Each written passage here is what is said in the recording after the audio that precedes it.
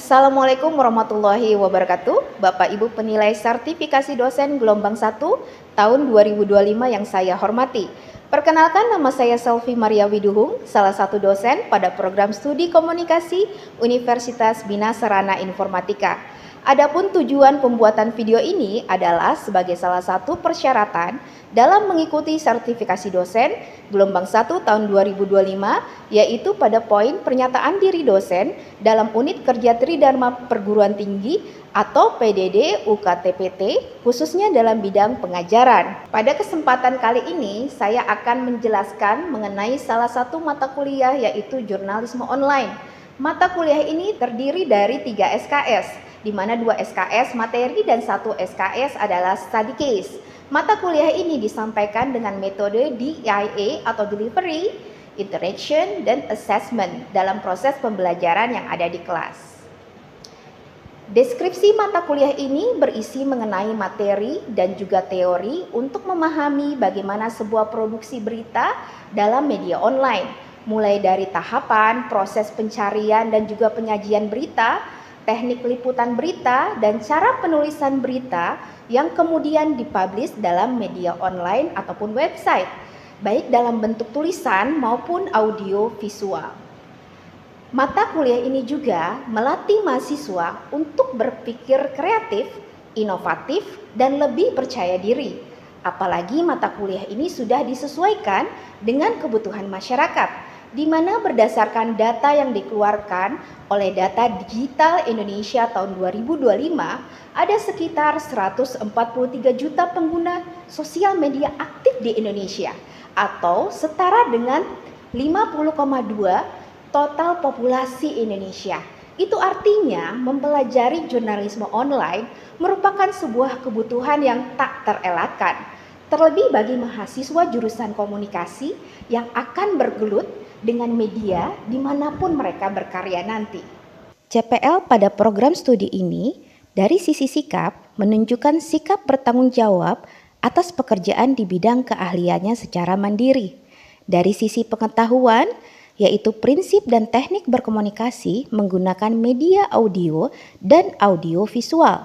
Konsep, prinsip, teknik, dan prosedur kerja dalam proses produksi dan siaran program televisi dan radio secara mendalam yang meliputi proses perancangan kreatif, proses produksi, dan proses penyiaran. Pengetahuan faktual tentang norma, hukum, dan kode etik di bidang penyiaran. Sementara keterampilan khusus adalah mampu menghasilkan karya di bidang penyiaran yang bersifat memberdayakan masyarakat pengguna, tidak menimbulkan keresahan halayak sesuai dengan norma hukum dan norma sosial yang berlaku, serta memenuhi standar industri.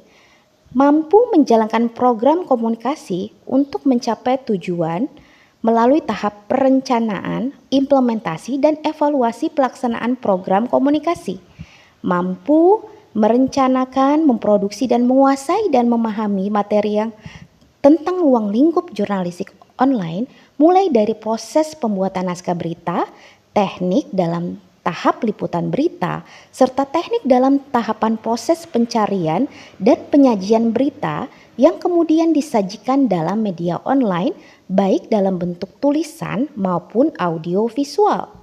Mampu merencanakan dan menyiapkan wawancara, naskah, dan konten pelaporan untuk digunakan dalam proses produksi televisi, radio, video digital, dan media online. Mampu mengoperasikan dan menempatkan peralatan produksi program televisi, radio, video, dan konten web dengan teknologi mutakhir untuk berbagai platform sesuai dengan standar industri di studio dan juga di lokasi. Mampu memonitor, mempertahankan, menyempurnakan kualitas teknik produksi selama perekaman dan siaran menggunakan sumber daya, peralatan, dan protokol yang memenuhi standar industri.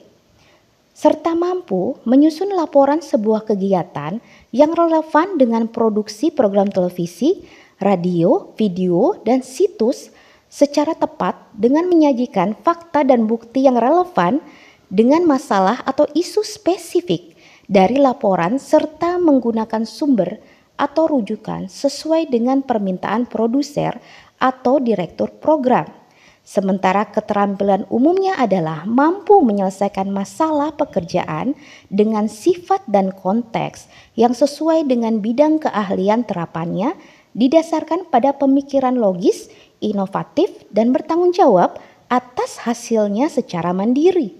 Mampu bekerja sama, berkomunikasi, dan berinovasi dalam pekerjaannya, serta mampu bertanggung jawab atas pencapaian hasil kerja kelompok dan melakukan supervisi dan evaluasi terhadap penyelesaian pekerjaan yang ditugaskan kepada pekerja yang berada di bawah tanggung jawabnya. CPMK mata kuliah ini adalah: pertama, mampu memahami jenis-jenis sifat dasar jurnalistik secara online. Kedua, mampu menguraikan rancangan ide-ide kreatif jurnalistik dan mampu mengemukakan konsep jurnalisme online. Ketiga adalah mampu memahami dan memilah kualitas media online. Keempat, mampu memahami dan mengidentifikasi jenis media online. Dan kelima adalah mampu memahami, menjelaskan, dan merencanakan konsep kreatif format media online. Dalam mata kuliah ini, kami mengemasnya secara menarik, di mana tidak hanya berfokus pada teori-teori jurnalistik saja, namun juga kami memberikan materi yang relevan dengan perkembangan saat ini. Bahkan kami pun mengajak mahasiswa untuk mempraktekkan secara langsung dengan hasil akhir sebuah karya tulis jurnalistik yang layak dibaca. Oleh karena itu, mata kuliah ini bersifat workshop, yaitu tidak ada UTS dan juga UAS, melainkan hasil akhirnya adalah tugas karya dari mahasiswa. Daftar rujukan untuk materi mata kuliah ini adalah Asep Samsul M. Romli, Jurnalistik Online, Cahyono Widarmanto, Pengantar Jurnalistik, Afati Suhud, Dasar-Dasar Jurnalistik, Sedia Willing Barus, Jurnalistik, Petunjuk Teknik Penulisan Berita, dan Dr. Indiwan Seto Wahyu Wibowo, Pengantar Jurnalistik. Sementara materi pendukung lainnya diambil dari beberapa jurnal, baik dari nasional maupun internasional terpercaya, dan juga berbagai media pembelajaran online lainnya. Pokok pembahasan materi ini adalah ruang lingkup jurnalistik, media online terdiri atas ciri dan fungsi, rancangan dan juga pengembangan arah sudut pandang media online, penulisan naskah media online, penyajian media berita, blogging dan juga website. Dan kemudian pada pertemuan ke-7 sampai 14, mahasiswa melakukan tugas karya membuat berita online, di mana mereka akan membuat 10 berita yang terdiri dari 9 berita bertema hard news dan 1 berita bertema soft news.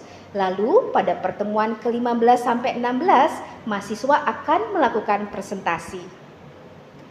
Aspek penilaian dari mata kuliah ini terdiri atas workshop 30%, tugas kelompok 1, 30%, tugas kelompok 2, 30%, dan kehadiran 10%. Metode yang digunakan pada materi ini adalah discovery learning 30 menit, presentasi 30 menit, dan case based learning atau study case 60 menit. Berikut adalah contoh video pembelajaran yang dilakukan di dalam kelas. Assalamualaikum warahmatullahi wabarakatuh. Waalaikumsalam warahmatullahi wabarakatuh. Apa kabar hari ini semuanya? Gak ngantuk kan? Oke, baik teman-teman. Sebelum kita mulai perkuliahan pada hari ini, ada baiknya kita berdoa dulu sesuai dengan agama dan kepercayaan kita masing-masing agar perkuliahan kita hari ini berjalan lancar. Silakan berdoa dimulai.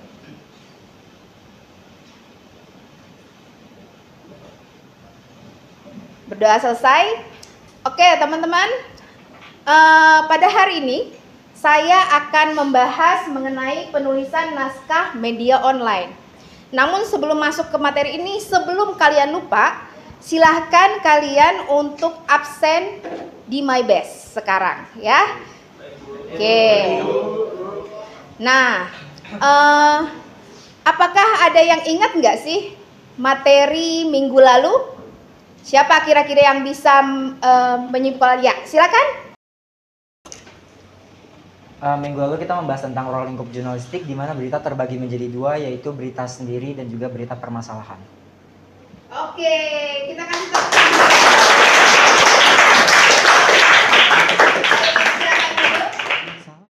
Oke, baik teman-teman. Pada materi hari ini adalah penulisan naskah media online. Sebenarnya penulisan naskah media online ini sama saja dengan penulisan naskah pada media lainnya. Oke, next slide.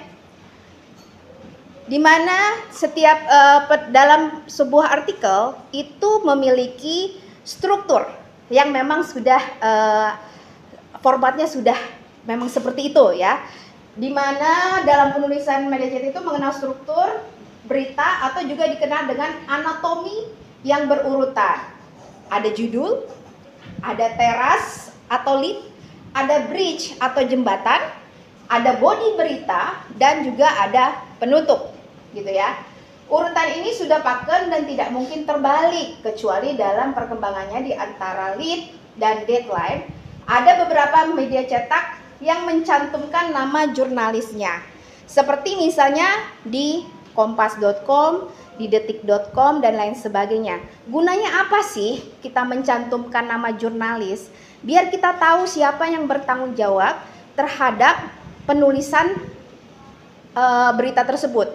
Sehingga ketika ada narasumber atau pihak-pihak yang berkeberatan, maka bisa langsung menuju atau meminta penjelasan, klarifikasi dari wartawan yang bersangkutan. Itu gunanya teman-teman. Jadi rata-rata media online, terutama media yang dalam kategori kredibel, itu pasti mencantumkan nama-nama yang wartawan atau penulis beritanya, sehingga dapat dipercaya kebenarannya, gitu ya, atau kredibilitasnya. Oke, next slide. Nah, lead atau teras berita itu merupakan bagian yang penting dalam sebuah berita, selain tentunya judul, gitu ya. Judul itu harus menarik, karena orang tidak akan mau membaca sebuah artikel kalau judulnya aja nggak menarik, gitu. Nah, kemudian lead juga sangat penting selain judul, karena setelah melihat judul, orang pasti akan membaca bagian leadnya, gitu ya. Nah, di lead ini kita tidak boleh terlalu panjang, gitu. Dan rata-rata lead ini hanya sekitar 1 paragraf saja.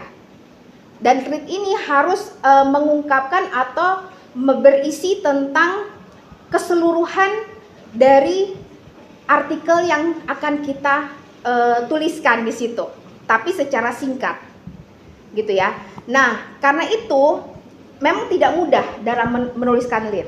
Karena kalau kita gagal menuliskan lead, itu akan berefek kepada orang yang tidak mau membaca tulisan kita secara menyeluruh sampai akhir, gitu. Karena itulah penting untuk kita bisa menuliskan lead dengan baik dan benar. Nah, lead ini ya itu ya, sebaiknya tidak lebih dari 40 kata, kalimat efisien dan fokus pada satu gagasan, dan tidak perlu mengungkapkan atau menuliskan 5W 1H dalam satu lead. Tinggal dipilih saja, mau kalian what-nya, mau kalian who-nya, mau kalian where-nya, apapun itu boleh dilakukan asal dituliskan secara menarik. Jadi tidak perlu 5W 1H-nya dalam satu lead itu, gitu ya. Dan lead ini juga bermacam-macam teman-teman. Nanti akan saya jelaskan di bagian selanjutnya. Fungsi dari lead itu adalah untuk introduktif, korelatif, kredibel, dan juga atraktif. Jenis lead seperti yang saya katakan tadi, jenis lead itu ada who lead, what lead, when lead, where lead, why lead, how lead atau 5W 1H. Kemudian contrast lead, quotation lead, question lead, descriptive lead, narrative lead, dan exclamation lead. Jadi banyak banget pilihan lead yang bisa kalian gunakan. Oke, next slide.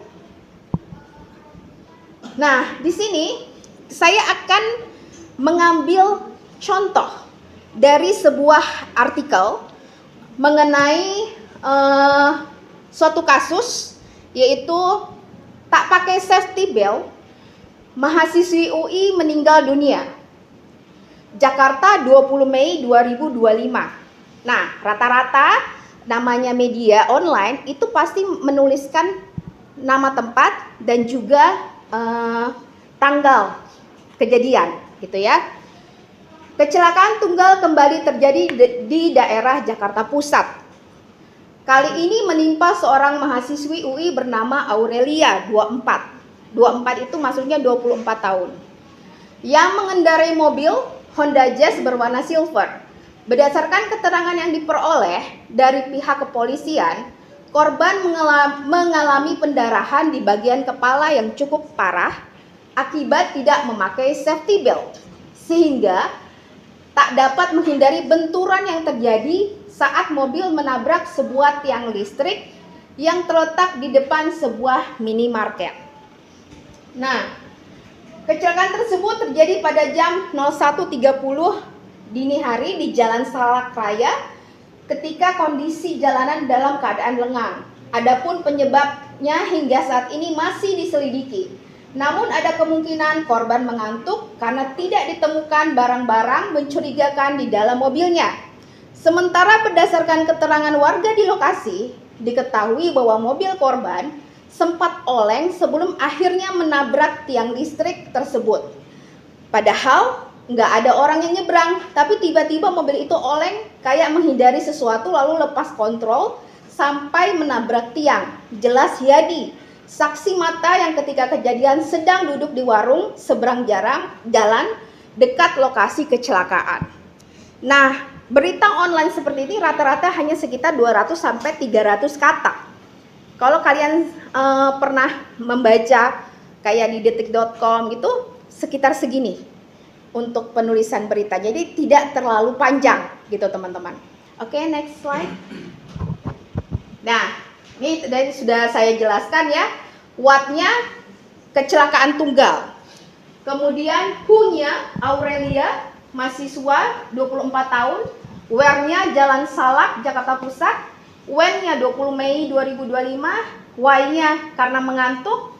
How tidak pakai safety belt dan menabrak tiang listrik gitu. Oke, next slide.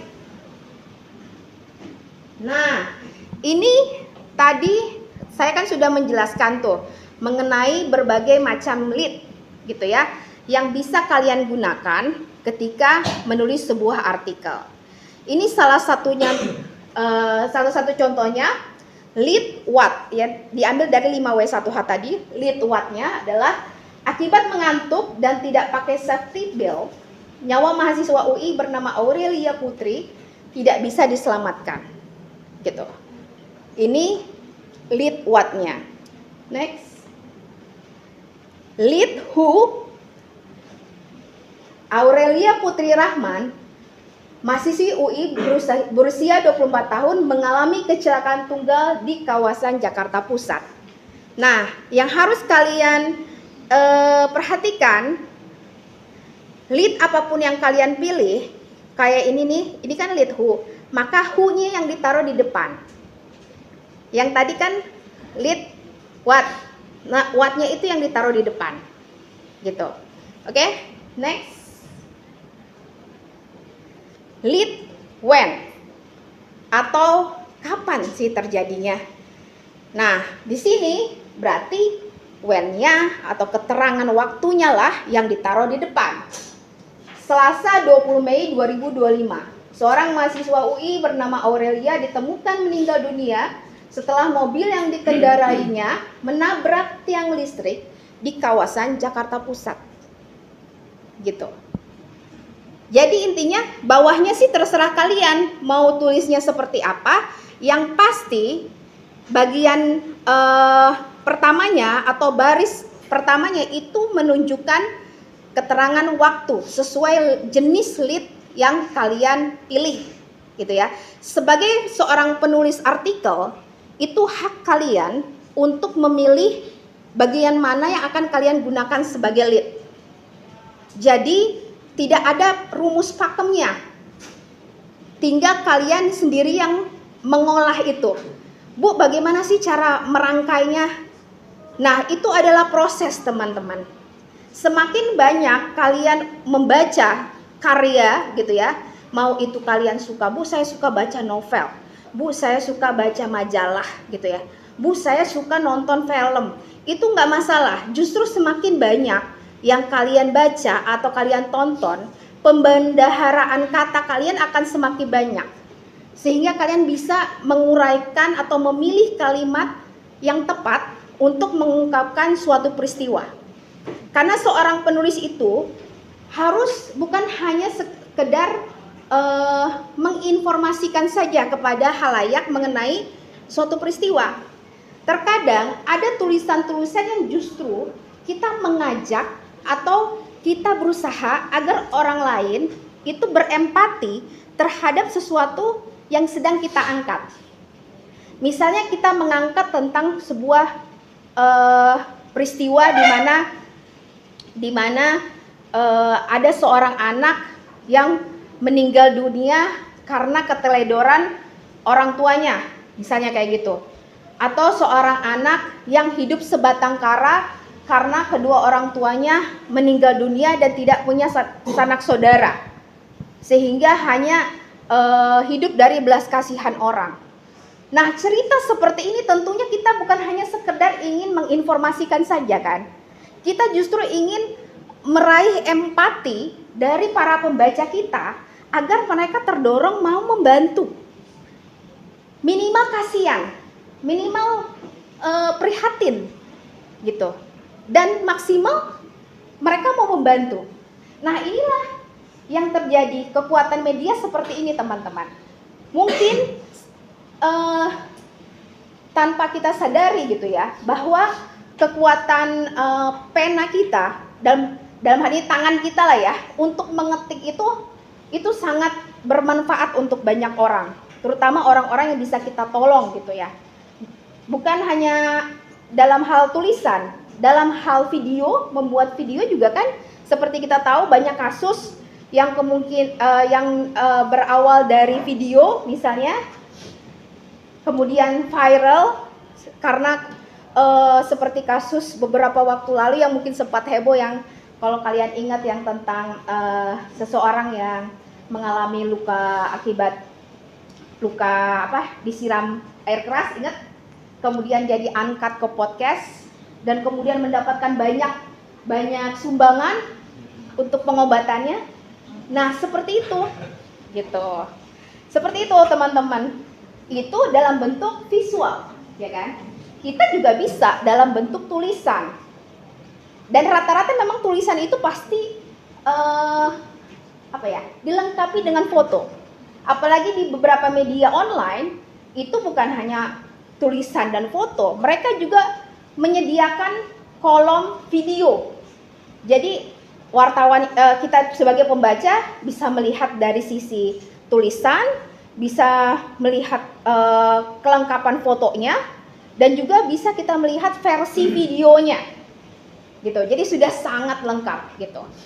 Nah, kalau orang bilang nih ya, orang bilang itu senjata, kan kalau senjata TNI gitu ya, atau senjata polisi itu kan senjata beneran ya. Kalau wartawan itu apa? Kamera. Apalagi? Mic. Tangan kalian lah, pakai ngetik, ya kan? Nah, itu dia teman-teman. Jadi kalau kalian hobi nulis gitu ya, hobi apapun juga gitu ya, coba untuk kalian itu mengasahnya lagi gitu. Kayak ya itu seperti saya bilang, kayak tulisan itu, bagaimana kalian bisa menguraikan, memilih kalimat yang baik dan juga kalimat yang indah, itu tergantung bagaimana semakin banyak kalian membaca gitu. Semakin banyak membaca, pembendaharaan kalimat juga akan semakin banyak gitu ya. Oke, next. Nah, yang di sini adalah kontras lead. Kontras itu berarti kan adanya suatu yang bertentangan, ya kan? Kontras lead di sini contohnya, sementara sebagian besar mahasiswa sudah tidur di rumah, malam menjelang pagi itu Aurelia baru saja pulang mengendarai mobilnya menuju rumah. Ini adalah kontras, tentangan. Mahasiswa yang sudah sampai di rumah lagi tidur, sama mahasiswa yang baru masih di jalan, gitu ya, masih di jalan. Itu kan kontras. Ya gitu, itu adalah contoh dari kontras lead. Nah, sekarang saya mau nanya nih, tadi kan kita sudah ngomongin tentang 5W1H gitu ya, yang dijadikan sebagai lead. Nah, selain 5W1H juga ada yang namanya quotation lead dan juga question lead. Nah, silahkan teman-teman coba saya kasih waktu 1 menit untuk menuliskan contoh dari kedua lead tersebut. Ya, silahkan. Tak ada tanggal sial di kalender. Ya, mungkin itulah yang dialami oleh Aurelia, seorang mahasiswa yang tak pernah mengira akan mengalami kecelakaan tragis setelah mengerjakan tugas kelompok pada malam itu. Ya, bagus. Oke, teman-teman, sampai di sini apakah ada yang masih pusing atau mungkin sudah mengerti semuanya? Mengerti? Oke, terima kasih banyak teman-teman. Nah, untuk minggu depan kita akan mempelajari materi mengenai penyajian media berita. Jadi silahkan teman-teman untuk membaca-baca dulu materinya yang sudah ada di MyBest gitu ya, biar nanti kita diskusinya bisa lebih baik lagi minggu depan ya. Baik teman-teman, saya simpulkan pada pertemuan kali ini kita adalah membahas mengenai materi terutama tentang lead ya, penulisan lead, di mana penulisan lead itu bisa bermacam-macam.